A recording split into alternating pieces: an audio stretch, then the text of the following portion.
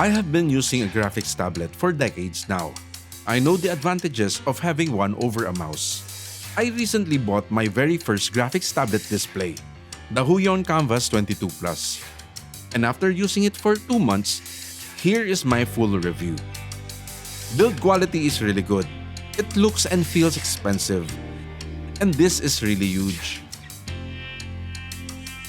I tried a HUION 13-inch and decided to get the 22-inch. The tablet frame is thin, but there is an 1.25 frame around the actual drawing area.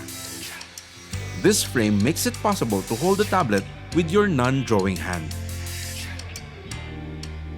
But I found out that I don't need to hold the tablet when it is on my table because the included tablet stand is very stable.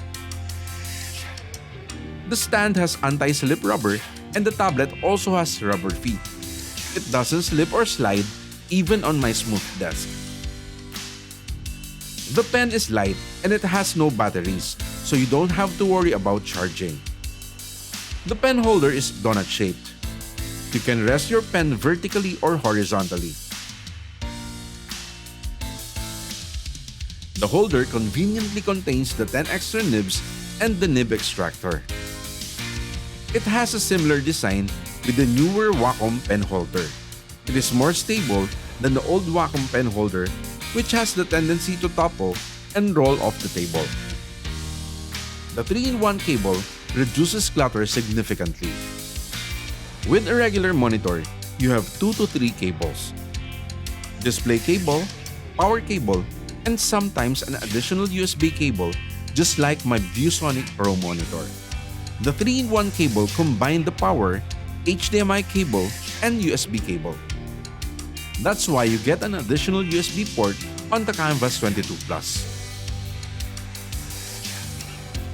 You can also use the USB-C cable to connect to your computer, but that would add another cable, defeating the clutter-free purpose of the 3-in-1 cable.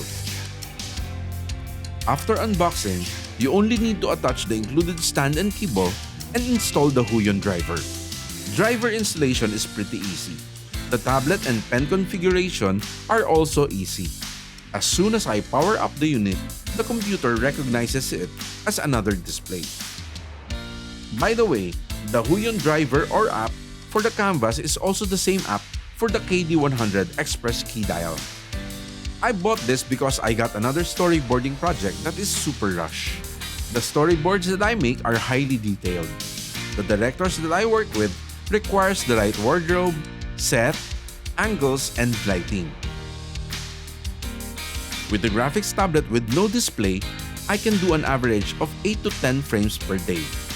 The graphics tablet with no display requires a lot of hand-to-eye coordination. You are drawing on the tablet while looking at the monitor. Now, the Kamvas 22 Plus really improved my productivity. I can do around 12 to 15 frames per day. The Kamvas 22 Plus has a resolution of 1920 by 1080 or Full HD.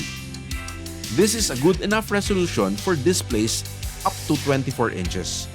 That is the reason I chose this over the more expensive 4K Kamvas. It has a color gamut of 140% sRGB and contrast ratio of 1200:1.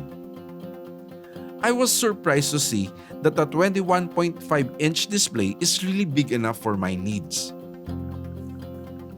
On my last super rush project, I had to use this for 3 straight days with 20 to 30-minute rests in between 2 hours of work. The display colors are accurate, very comfortable to the eyes. With my eyes closer to the display than before, I did not feel any difference with the display farther away. The 178-degree viewing angle is very helpful when I'm doing detailed work because I need to view the artwork slightly to the side without the view of the pen blocking it.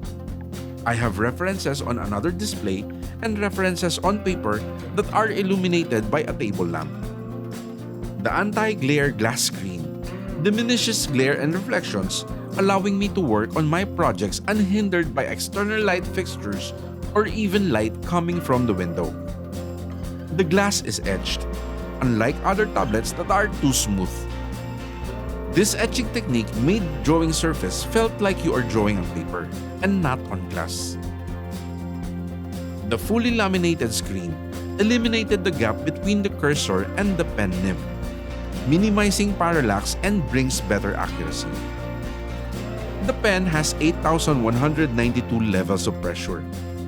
I have drawn with fewer levels, and this pen gives me complete control of line widths and color saturation. There is no latency, so you feel like you are really drawing on paper. Every line registers simultaneously with your stroke. You can also tilt your pen for simulating effects of tilting a pencil for broader shading. The tablet stand is so easy to adjust. Just one press using one hand, you can set your tablet from 20 degrees to 80 degrees. Just like drawing on paper, different mediums require different angles. This is so amazing.